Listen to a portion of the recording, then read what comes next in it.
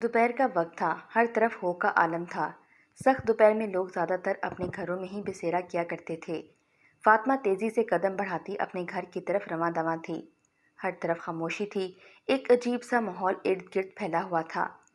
फातिमा चंद कदम आगे बढ़ाती तो इसे ऐसा लगता जैसे कोई इसके साथ चल रहा है, लेकिन पीछे मुड़कर देखने पर किसी का नामो निशान तक नहीं मिलता। कॉलेज बस गलियों के अंदर दाखिल नहीं होती थी, इसलिए पैदल चलकर ही आना पड़ता था। ये 5 मिनट का सफ़र फातिमा को सदियों के बराबर लगता था। हर रोज़ की तरह आज भी फातिमा ने गली की नुक्कड़ पार की तो इसे शदीद झटका लगा।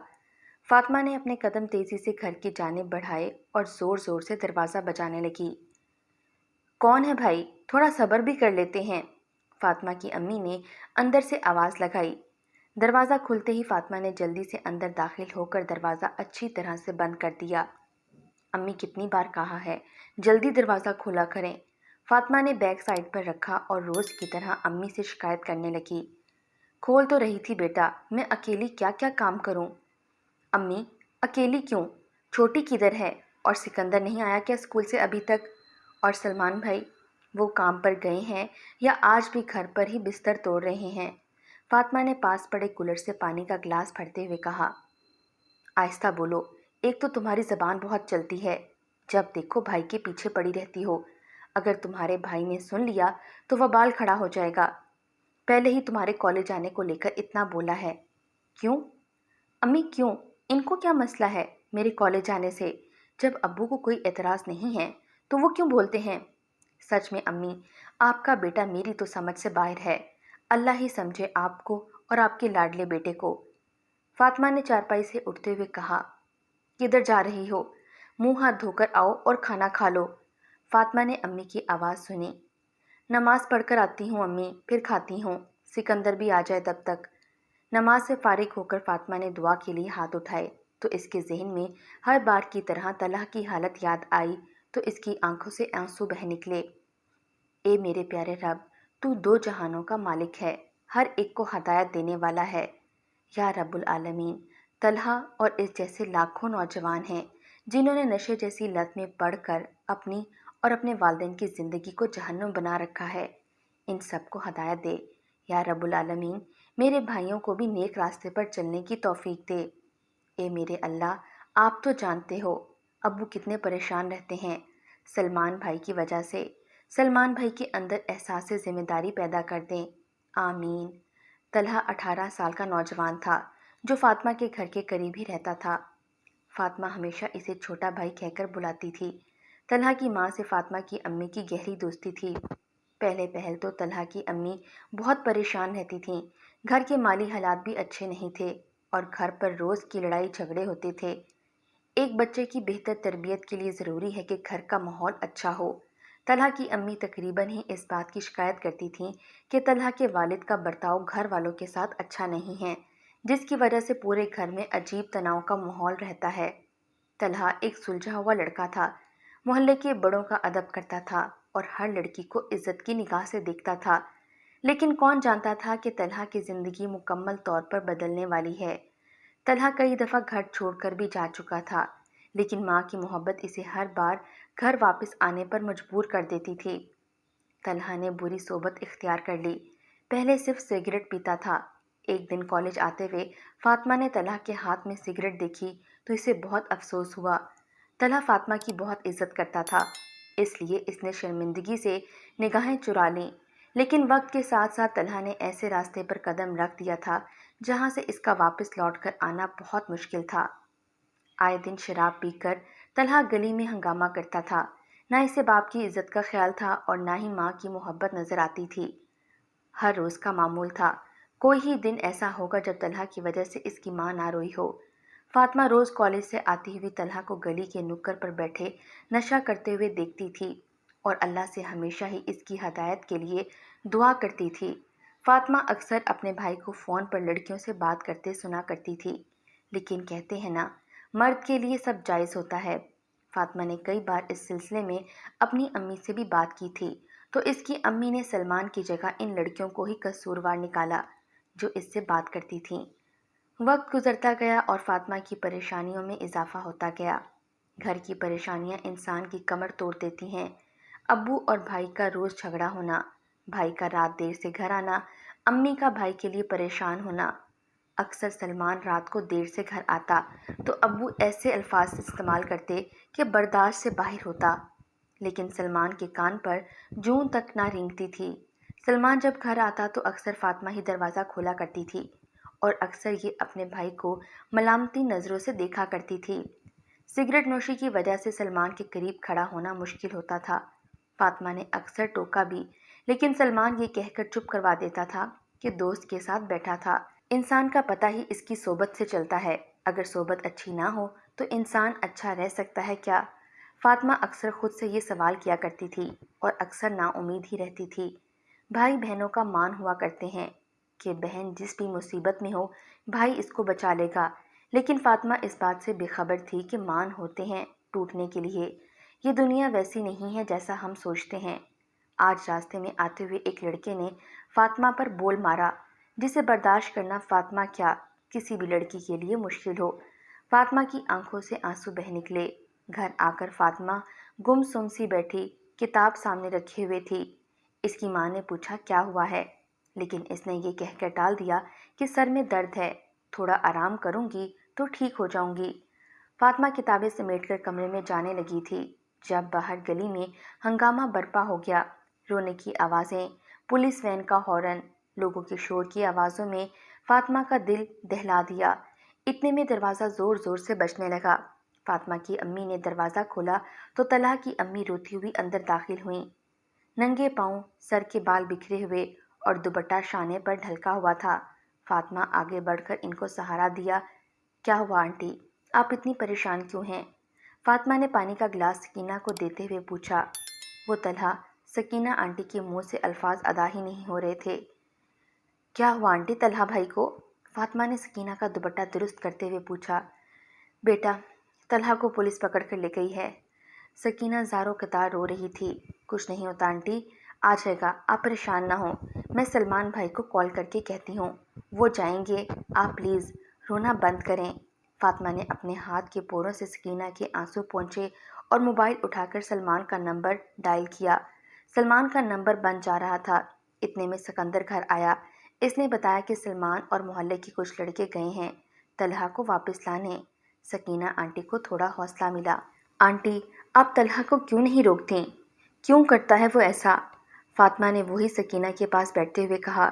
کیا کروں بیٹا میں، خدا غارت کرے ان نشہ بیچنے والوں کو، طلحہ کا پیچھا ہی نہیں چھوڑتے۔ ان سب کی ایسی لت لگ گئی ہے وہ آپے سے باہر ہو جاتا ہے۔ نشے کی لت ایک بار انسان کو لگ جائے وہ بہت مشکل سے چھوٹتی ہے۔ نشہ انسان کو اندر ہی اندر ختم کرتا رہتا ہے۔ انسان کی سوچ، انسان کے سوچنے سمجھنے کی صلاحیت آہستہ آہستہ ختم ہوتی رہتی ہے۔ چھوٹے بڑے کا لحاظ نہیں رہتا۔ فاطمہ اور اس کی امی سکینہ کو تسلیاں دیتی رہیں اور سکینہ روتے ہوئے اپنے گھر چلی گئی۔ طلحہ پورا دن اور ایک رات جیل میں رہا تھا۔ پولیس والوں نے کسی جانور کی طرح طلحہ کو مارا تھا۔ فاطمہ نے اس کے لیے بہت سی دعائیں کی تھیں۔ بہتر انسان وہی ہوتا ہے جو کسی دوسرے کا درد خود محسوس کرے، اور فاطمہ طلحہ کو اپنا چھوٹا بھائی ہی کہتی تھی۔ فاطمہ کی نمازیں اور دعائیں دونوں بہت لمبی ہوتی جا رہی تھیں۔ روز شام کو فاطمہ سکندر اور امارہ کو پڑھایا کرتی تھی۔ طلحہ کی بہن کبھی بھی پڑھنے آ جایا کرتی تھی۔ اس روز بھی عائشہ کچھ سمجھنے کے لیے آئی تھی اور اس کو طلحہ ہی چھوڑ کر گیا تھا۔ فاطمہ کو بہت اچھا لگا، جیسا بھی ہے اسے اپنی بہن کی پرواہ تو ہے، خود اسے چھوڑنے کے لیے آیا ہے۔ کیا ہوا عائشہ، کیا سمجھ نہیں آ رہا؟ فاطمہ عائشہ کو کچھ سمجھا رہی تھی، لیکن عائشہ کا ذہن کہیں اور تھا۔ فاطمہ آپی، میں طلحہ بھائی کی وجہ سے بہت پریشان ہوں۔ رات طلحہ بھائی بہت روئے تھے، کہہ رہے تھے کہ وہ پھر سے ایک اچھا انسان بننا چاہتے ہیں جیسے پہلے تھے، 5 وقت کی نماز پڑھتے تھے۔ انہوں نے امی سے وعدہ کیا تھا کہ وہ اب نشے کے قریب نہیں جائیں گے، لیکن پھر ان کے کسی دوست کا فون آیا تو انہوں نے کہا کہ وہ نہیں لینا چاہتے کبھی بھی، لیکن اس کا گندے والا دوست اس کا پیچھا نہیں چھوڑتا۔ اب کیا ہوگا؟ طلحہ بھائی کبھی بھی نہیں اچھے انسان بنیں گے۔ عائشہ بہت اچھی باتیں کرتی تھی۔ فاطمہ نے پیار سے اس کے سر پر ہاتھ رکھا۔ دیکھو عائشہ، ہر چیز کا اختیار اللہ رب العزت کے پاس ہے، اور اللہ تعالیٰ کہتے ہیں کہ اے میرے بندے، مجھ سے مانگ، میں تمہیں عطا کروں گا۔ اللہ نے ہر چیز میں مصلحت رکھی ہے۔ آپ کو طلحہ کی بہن ہو، اس کے لیے دعا کیا کرو کہ اللہ اسے اور اس جیسے ہزاروں لڑکوں کو ہدایت کی توفیق دے۔ پتہ ہے سچے دل سے مانگی گئی دعا کبھی بھی رد نہیں ہوتی۔ فاطمہ بہت پیار سے عائشہ کو سمجھا رہی تھی۔ عائشہ نے آمین بولا اور سکندر سے کہا، بھائی مجھے گھر چھوڑ آئیں۔ سکندر بہت خوش تھا کہ طلحہ زندگی کی طرف لوٹ رہا ہے، لیکن طلحہ نے اتنا قرض لے رکھا تھا کہ روز اس کے دوست دروازے پر پہنچ جاتے۔ طلحہ نے نشہ کرنا کافی کم کر دیا تھا۔ فاطمہ کالج سے واپس آئی تو اس نے طلحہ کو دیکھا، کافی حشاش بشاش سا کھڑا تھا۔ فاطمہ نے دل میں اللہ کا شکر ادا کیا اور نظریں جھکائے آگے کی طرف بڑھ گئی، لیکن تھوڑا ہی آگے بڑھی تھی کہ کچھ اوباش لڑکوں نے اس کا راستہ روک لیا۔ فاطمہ نے بنا اوپر دیکھے وہاں سے نکلنے کی کوشش کی۔ لڑکوں نے کہکا لگایا اور عجیب و غریب بول مارا۔ طلحہ بھی اپنے گھر کی طرف جا رہا تھا۔ جب اس نے فاطمہ کو لڑکوں کے بیچ کھڑے دیکھا تو اس نے جلدی سے آگے جا کر لڑکوں کو پیچھے دھکیل دیا اور فاطمہ کو وہاں سے جانے کا کہا۔ فاطمہ روتی ہوئی وہاں سے چلی گئی۔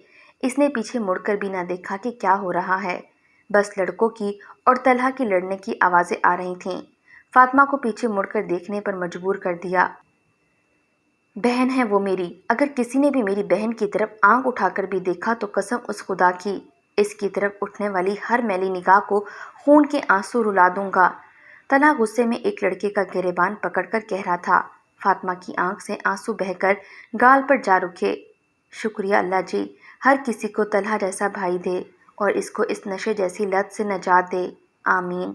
فاطمہ گھر پہنچی تو اس نے دیکھا کہ اس کا بھائی کمرے میں لیٹا کسی لڑکی سے بات کر رہا تھا، اس بات سے بے خبر کہ آج اس کی بہن کو بھی کسی نے غلط نگاہ سے دیکھا ہے۔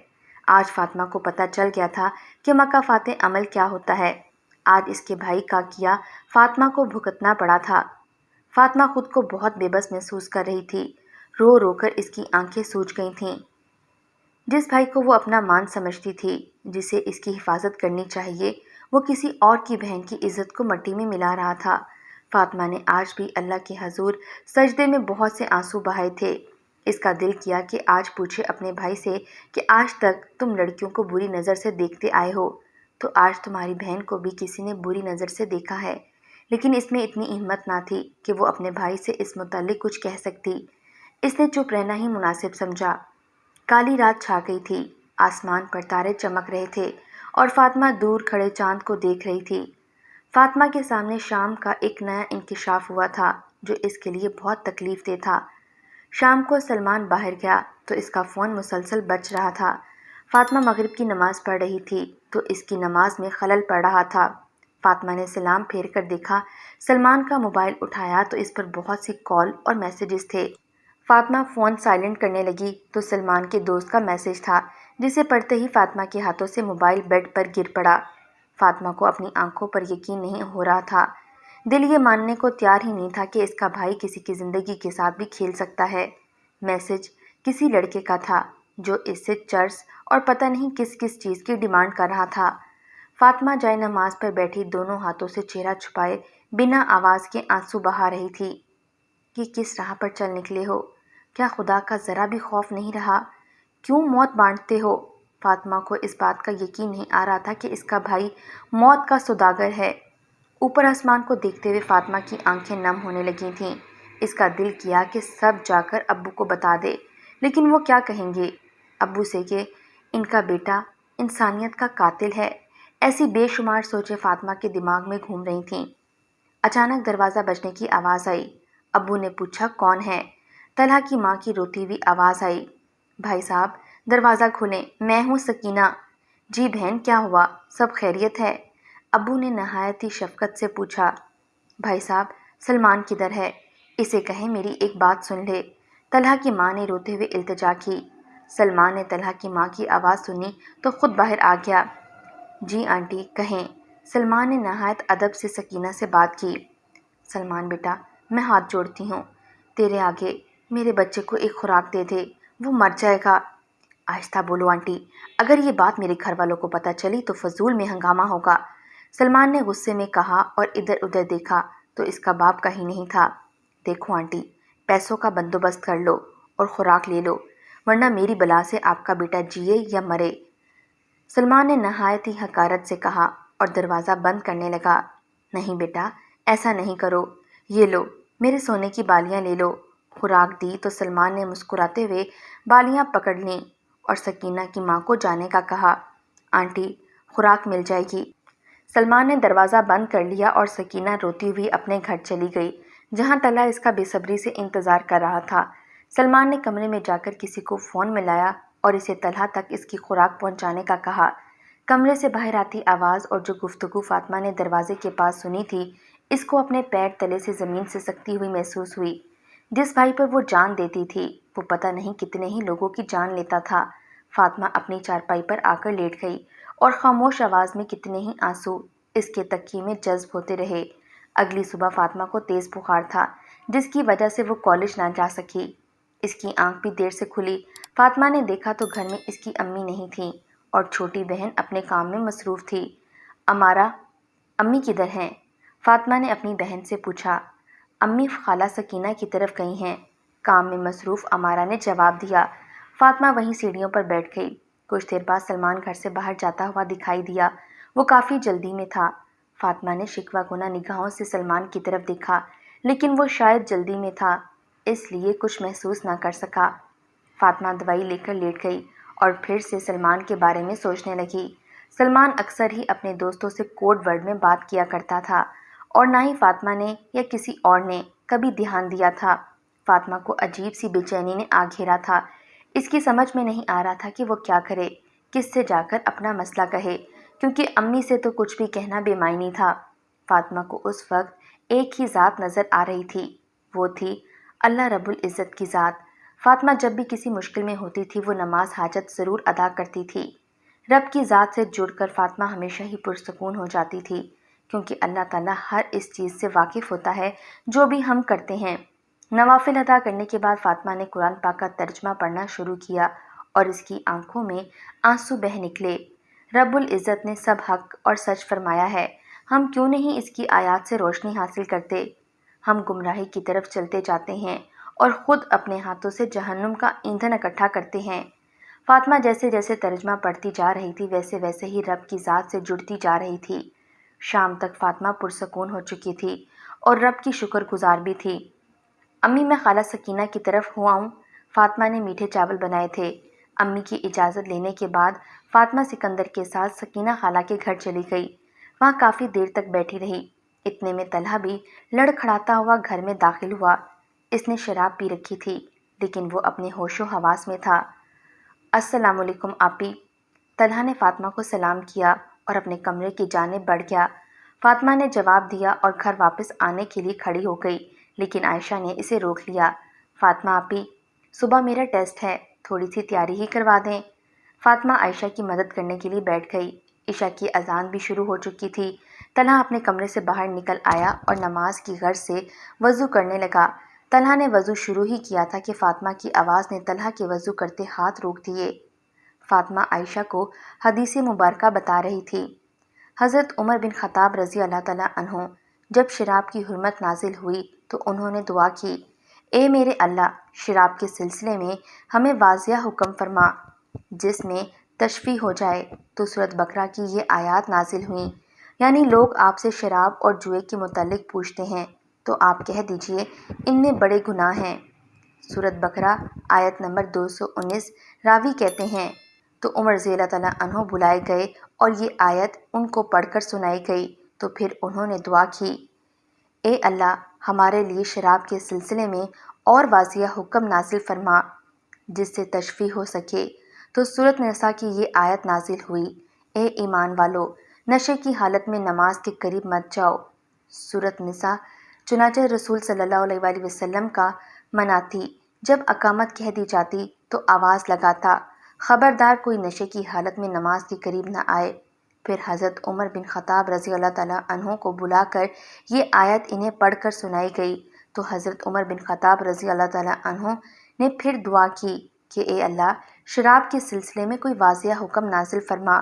تو یہ آیت نازل ہوئی، یعنی کہ اب باز آ جاؤ۔ سورۃ مائدہ۔ حضرت عمر بن خطاب رضی اللہ تعالیٰ عنہ نے کہا، ہم باز آ گئے۔ طلحہ نے وضو چھوڑ دیا اور غسل کرنے کے لیے چلا گیا۔ فاطمہ بھی اپنے گھر آ گئی تھی۔ گھر آ کے اس نے نماز ادا کی اور بیٹھ گئی۔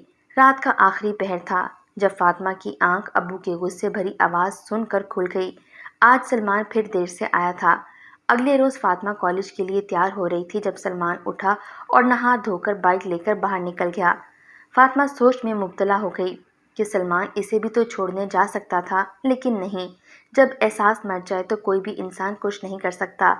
فاطمہ نے تیاری کی اور کالج کی طرف روانہ ہو گئی۔ کالج سے واپسی پر آج فاطمہ کو لڑکا کھڑا ہوا نظر نہیں آیا تھا، البتہ طلحہ سامنے مسجد سے باہر نکلتا ہوا دکھائی دیا۔ فاطمہ دل سے خوش تھی کہ اللہ تعالیٰ نے اس کی دعا قبول کی تھی۔ عائشہ بھی کافی خوش رہنے لگی تھی کیونکہ اب ان کے گھر میں کوئی لڑائی جھگڑا نہیں ہوتا تھا۔ طلحہ ٹائم سے گھر آ کر سو جاتا تھا، لیکن آدھی رات ہوتے ہی اس کی طبیعت خراب ہونے لگ جاتی۔ اب وہ شراب نوشی نہیں کرتا تھا، نہ ہی کسی اور قسم کا نشہ کرتا تھا، لیکن نشہ اپنا اثر تو چھوڑتا ہے نہ۔ طلحہ کو جب بھی نشہ کی طلب ہوتی تو اس کا ذہن کام کرنا چھوڑ دیتا۔ وہ اپنا بال نوچتا تھا، روتا تھا، لیکن گھر والوں کو نقصان نہیں پہنچاتا تھا۔ اللہ سے راتوں کو اٹھ اٹھ کر دعائیں مانگتا تھا۔ امی کے گود میں سر رکھ کر سو جاتا تھا تو صبح بالکل صحیح ہوتا تھا۔ طلحہ کو خون کی الٹی آئی تھی جس کی وجہ سے وہ بہت پریشان رہتا تھا۔ اس نے گھر پر کسی کو کچھ نہ بتایا کیونکہ یہ سب اس کی خود کی وجہ سے ہوا تھا، اور رات جتنی بھی کالی ہو سویرا اتنا ہی روشن ہوتا ہے۔ طلحہ نے اپنے گناہوں کی معافی مانگ لی تھی۔ کوئی نہیں جانتا تھا کہ صبح کیا ہونے والا ہے۔ فاطمہ جب صبح نماز پڑھنے کے لیے اٹھی تو باہر گلی میں غیر معمولی ہلچل تھی۔ فاطمہ نے نظر انداز کر کے نماز پڑھی اور قرآن مجید کی تلاوت کرنے کے بعد دعا کے لیے ہاتھ اٹھائے تو محلے کی مسجد میں اعلان ہونا شروع ہو گیا۔ وہ اعلان کسی اور کا نہیں، طلحہ کا تھا، جو اپنے رب کو راضی کر کے خالق حقیقی سے جا ملا تھا۔ فاطمہ نے اپنے بھائی کو کھو دیا تھا جس کے لیے وہ ہدایت کی دعا مانگ رہی تھی۔ آج اس کی مغفرت کی دعا مانگی تھی۔ اسے یہ کب معلوم تھا؟ اعلان سنتے ہی فاطمہ کے منہ سے بے اختیار نکلا، انا للہ و انا الیہ راجعون۔ پورے محلے میں سکینہ آنٹی کی رونے کی آوازیں گونج رہی تھیں۔ فاطمہ بھی جائے نماز پر بیٹھی آنسو بہا رہی تھی۔ فاطمہ نے جائے نماز کو طے کیا اور سب کو اٹھایا۔ جب فاطمہ سلمان کو اٹھانے گئی تو دروازہ بند تھا۔ فاطمہ نے کمرے کا دروازہ بجایا تو سلمان نے غصے میں دروازہ کھولتے ہوئے کہا کہ کیا مصیبت ہے، کون مر گیا ہے جو اس قدر جلدی مچا رکھی ہے؟ طلحہ، فاطمہ نے ٹوٹے ہوئے الفاظ میں کہا۔ سلمان نیند میں تھا، شاید اس لیے اسے سمجھ نہ آئی۔ کہو بھی کیا ہوا ہے، رو کیوں رہی ہو؟ ساری نیند خراب کر دی ہے۔ طلحہ کا انتقال ہو گیا ہے بھائی، فاطمہ نے روتے ہوئے کہا۔ سلمان کی حیرت سے آنکھیں کھل گئیں۔ کب کیا ہوا ہے اسے؟ سلمان نے پوچھا تو فاطمہ کافی دیر اس کا چہرہ تکتی رہی۔ موت کے سوداگر کی وجہ سے آج ایک اور بیٹا اپنی ماں، باپ اور بہن کو روتے ہوئے چھوڑ گیا ہے۔ فاطمہ روتے ہوئے پلٹ گئی اور سلمان اس کے لفظوں کی گہرائی سوچتا رہا اور سر جھٹک کر پھر سے آنکھیں موند لیں۔ فاطمہ اپنے بھائی کی بے حسی دیکھتی رہی۔ شام کا وقت تھا اور طلحہ کو قبر میں اتارا جا رہا تھا۔ قبر میں اتارنے والے میں سلمان بھی شامل تھا۔ قبر کو دیکھ کر ایک لمحے کو سلمان کا دل کانپ اٹھا۔ دعائیں خیر ہوئی اور سب اپنے اپنے گھروں کو لوٹ گئے۔ نہ لوٹا تو صرف طلحہ۔ سکینہ دروازہ تکتی رہ گئی۔ فاطمہ کے ابو سکندر اور سلمان جنازہ پڑھ کر واپس آئے تو فاطمہ سر ہاتھوں میں دیے چارپائی پہ بیٹھی تھی۔ فاطمہ کی امی نے اس کو آ کر بتایا تھا کہ آج طلحہ کی امی نے نشہ بیچنے والوں کو بہت بد دعائیں دی ہیں۔ فاطمہ کا دل کٹ کر رہ گیا کیونکہ جیسا بھی تھا سلمان اس کا سگا بھائی تھا۔ فاطمہ بیٹا، ایسے کیوں بیٹھی ہو؟ ابو نے نہایت ہی شفقت سے سر پر ہاتھ رکھتے ہوئے پوچھا۔ فاطمہ کا ضبط جواب دے گیا اور وہ اپنے والد سے لپٹ کر زاروں قطار رو رہی تھی۔ سب جانتے تھے کہ فاطمہ بہت حساس ہے۔ کیا ہوا میرے بچے کو؟ ابو جی، وہ طلحہ بھائی۔ رونے کی وجہ سے فاطمہ الفاظ صحیح سے ادا نہیں کر پا رہی تھی۔ بیٹا چپ، بالکل چپ، ایسے نہیں روتے۔ یہ دنیا کا اصول ہے، جسے اس دنیا میں بھیجا گیا ہے اسے واپس بھی جانا ہے۔ موت اٹل ہے، اسے تو ایک نہ ایک دن آنا ہی ہے، اور رونے کا کوئی فائدہ نہیں ہے۔ جتنا ہو سکے اس کے لیے دعا کرو۔ اچھا لڑکا تھا۔ طلحہ ہمیشہ بڑوں کی عزت کرتا تھا، لیکن اس نشے نے اس کی جان لے لی۔ اللہ توبہ کرنے والوں کو معاف کر دیتا ہے، اور طلحہ کی جان تو سجدے میں گئی ہے۔ بیٹا ہو سکتا ہے اس نے اپنے رب کو راضی کر لیا ہو، اللہ تعالیٰ اس کی مغفرت کرے، آمین۔ فاطمہ نے بھی روتے ہوئے آمین کہا تھا۔ صحیح کہا آپ نے ابو۔ طلحہ کی جان نشے کی وجہ سے گئی ہے، اور آپ جانتے ہیں ان کو موت تک کس نے پہنچایا ہے؟ فاطمہ نے سلمان کی طرف اشارہ کرتے ہوئے کہا، یہ ہے موت کے سوداگر، جنہوں نے پتہ نہیں کتنی ماؤں سے ان کی اولاد چھینی ہے۔ کیسی باتیں کر رہی ہو فاطمہ، اپنی زبان کو لگام دو، امی نے غصے سے کہا تھا۔ آج نہیں امی، میں آپ کی کوئی بات نہیں سنوں گی۔ پوچھیں اپنے بیٹے سے، کیا انہوں نے طلحہ کو نشہ کرنے پر مجبور نہیں کیا تھا؟ ابو میں نے خود سنا ہے ان کو اکثر باتیں کرتے ہوئے۔ فاطمہ غصے میں تھوڑا اونچا بول رہی تھی اور اس کے والد اپنے بیٹے کی طرف دیکھ رہے تھے۔ بکواس کر رہی ہے یہ، پڑھائی کا زیادہ ہی غرور آ گیا ہے۔ میں کہتا تھا نا کہ نہ بھیجو اسے کالج۔ سلمان غصے میں کہتا کمرے کی طرف چلا گیا اور دروازہ زور سے بند کر دیا۔ جانتے ہیں ابو، مکافات عمل کیا ہوتا ہے؟ جو آپ بوتے ہیں وہی کاٹنا پڑتا ہے۔ آج نہیں تو کل آپ کو سود سمیت لوٹا دیا جاتا ہے۔ اللہ کی لاٹھی بے آواز ہے، یہ کسی اور کی بیٹی کی زندگی کو تباہ کرنے کی کوشش کرتے ہیں۔ ان کا کیا میرے سامنے آیا؟ اگر اس دن طلحہ بھائی نہ ہوتے تو فاطمہ کی رونے میں روانگی آ گئی۔ اس کے والد کی آنکھیں نم ہو گئیں۔ مظلوم کے دل سے نکلنے والی ایک آہ سیدھا عرش تک جاتی ہے۔ اتنی ماؤں نے اپنے بچے کھوئے ہیں۔ سلمان تک فاطمہ کی آواز بخوبی پہنچ رہی تھی۔ سلمان کو اپنا سانس بند ہوتا ہوا محسوس ہوا، جیسے کسی نے اسے اندر سے جکڑ لیا ہو۔ حقیقت کھل کر ہی رہتی ہے۔ آپ تو میرے اچھے والے بھائی تھے نا، تو اتنے سنگ دل کب سے ہو گئے؟ آپ نے انسانیت کا ہی قتل کر دیا۔ ابھی بھی وقت ہے بھائی، لوٹ آؤ اللہ کی طرف۔ وہ رب تو 70 ماؤں سے بھی زیادہ محبت کرتا ہے ہم سے، اور سچے دل سے مانگی گئی توبہ کبھی بھی رد نہیں ہوتی۔ فاطمہ نیچے زمین پر بیٹھ کر کہہ رہی تھی، میں ہاتھ جوڑ کر آپ سے التجا کرتی ہوں کہ اور کسی کی ماں کی گود نہیں اجاڑنا، کسی اور بہن کے بھائی کو موت کے راستے پر لے جانے کا ذریعہ نہیں بننا۔ اگر کسی اور کا خیال نہ ہو تو اپنی ماں کی گود کی طرف دیکھنا۔ فاطمہ کے الفاظ مدھم ہوتے چلے گئے اور وہ وہیں بے ہوش ہو گئی، اور سلمان کی آنکھ سے پہلا ندامت کا آنسو گرا اور وہ وہیں سجدے میں گر گیا۔ اس نے اپنی زندگی کے ساتھ ساتھ طلحہ اور بہت سے لوگوں کی زندگی برباد کی تھی۔ آج فاطمہ نے اسے حقیقت کا عکس دکھا دیا تھا۔ وہ سچ میں ایک موت کا سوداگر بن گیا تھا۔ پتہ نہیں کتنے ہی لوگوں کو نشے کی لت نے موت کے گھاٹ میں اتارا تھا، کتنی ہی ماؤں سے ان کے بیٹے چھنے تھے، کتنی بہنوں کے بھائی ان سے دور کر دیے گئے تھے۔ سلمان کے زاروں قطار رونے کی آوازیں پورے گھر میں گونج رہی تھیں۔ جب ہم کوئی گناہ کرتے ہیں تو اللہ کی طرف سے ہمیں صحیح اور غلط کی کال دی جاتی ہے، لیکن انسان اس چیز کو چنتا ہے جس سے اسے لذت ملتی ہے، اور لذت کا اختتام بیزاری ہے۔ ہدایت دینے والی ذات صرف اللہ رب العزت کی ہے، اور بے شک اللہ جسے چاہتا ہے ہدایت دیتا ہے۔